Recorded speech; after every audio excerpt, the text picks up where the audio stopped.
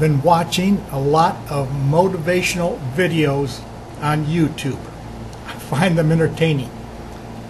But motivational videos haven't always been around. You go back to the Middle Ages. There were no motivational speeches except out of the church to save your soul. But for the peasantry, there were no motivational speeches of how to get out of the peasant life. The peasants who worked in the fields had no idea what a motivational speech was to be successful. All they know is they were peasants and they were born to work in the fields until they die. And that's exactly what the lords of the manor wanted them to do. The lords of the manor did not want them to come to them and say, you know what, I'm tired of being a peasant. I think I'm going to be a lord just like you. Well, suddenly he would find his own head rolling at his own feet. The same thing applied to the tradespeople in medieval villages. If you were a coppersmith, you were expected to die a coppersmith and pass on coppersmithing to your children, just like your father did, and your grandfather did, and your great-grandfather did. There was no such thing as attending a seminar for how to be successful.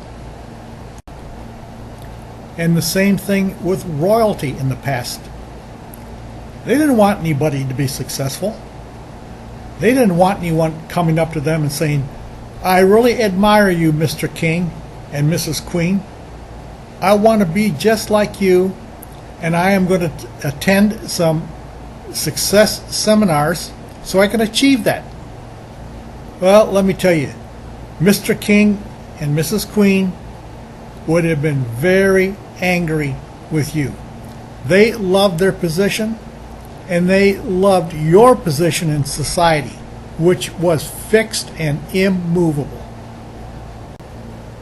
Then along came the U.S. Constitution and the Declaration of Independence, abolishing for the first time the notion of lords and kings and queens ruling over us and keeping us in our place.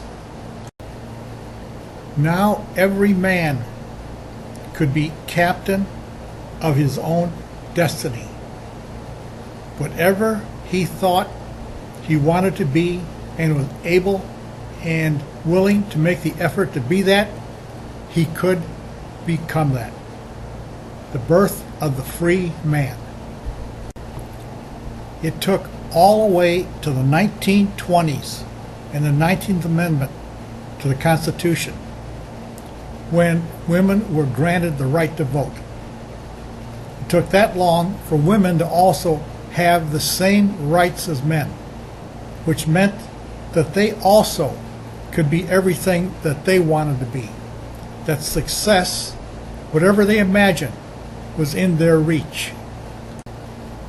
In the 19th and 20th centuries, people left in masses their homelands to come to America, which was known as the land of opportunity. This was a place they could live and throw off the yoke of the kings and queens and lords and whatever who had control of their lives.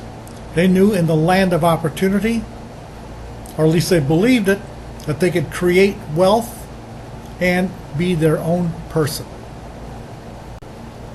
With American freedom was born the motivational speech industry.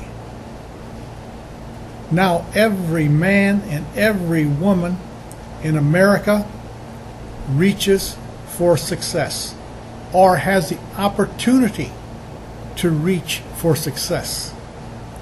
That means millions upon millions of people yearning to be successful.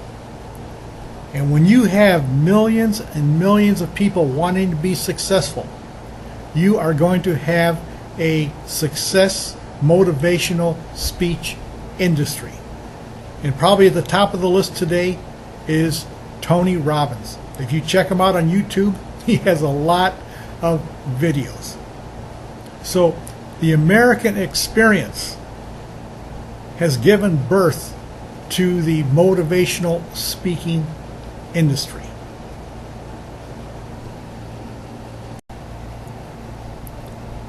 As you can see, the motivational speaking industry is only maybe a century or more old.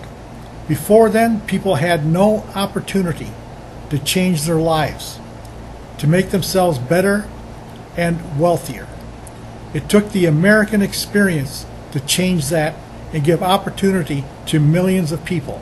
And with that came the motivational speaking industry to help people achieve whatever they wanted to be, even to become a Bill Gates.